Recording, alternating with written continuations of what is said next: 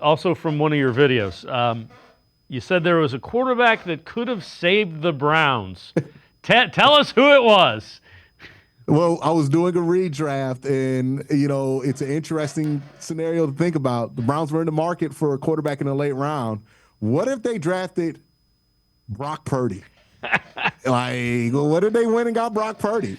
And in 2023, instead of PJ Walker beating the 49ers, it's Brock Purdy. Instead of it being PJ Walker in DTR, being swapped in and out until eventually Joe Flacco came, it's just Brock Purdy the whole way through whenever Deshaun doesn't play. And then all of a sudden we end the 2013 season with 13 really successful Brock Purdy games and 5 successful Deshaun Watson games.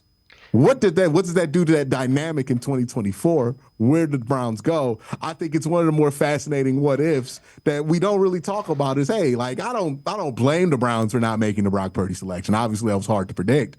But if you look at other places Brock Purdy could have caught on with, Cleveland is one of those places I think would have made sense for him to catch on with. It's not that different than San Francisco, offensively speaking, as far as the structure goes.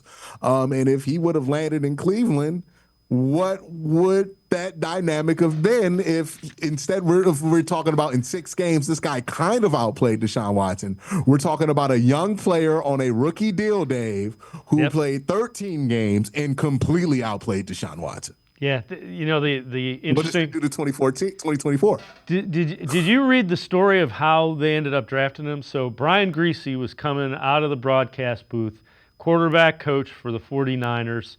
The first thing that Kyle Shanahan gives him to do is kind of research quarterbacks. Go find me a quarterback. Brian Griese was quarterback in the league. He had done a bunch of college games. He had done Iowa State games. He starts researching Brock Purdy. Brian Griese's the one that recommended they draft Brock Purdy. So they used the last pick in the draft based on a guy that had done a bunch of his games in college, looked at him on tape and liked him, and that's how they got Brock Purdy. And imagine if that was like Cleveland and they were like, let's take a flyer on this guy.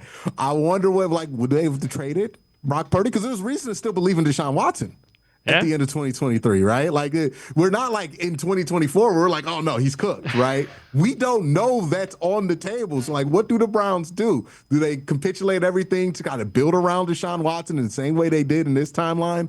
Or if they had Brock Purdy, would they have decided, let's see where this goes. We're going to keep the offense the same because Brock Purdy was really good in this offense. And, if Deshaun can't play it, we're going to, what would they do in that situation? I think it's fascinating. Yeah, I don't have the answer, but I'd love to know what it is.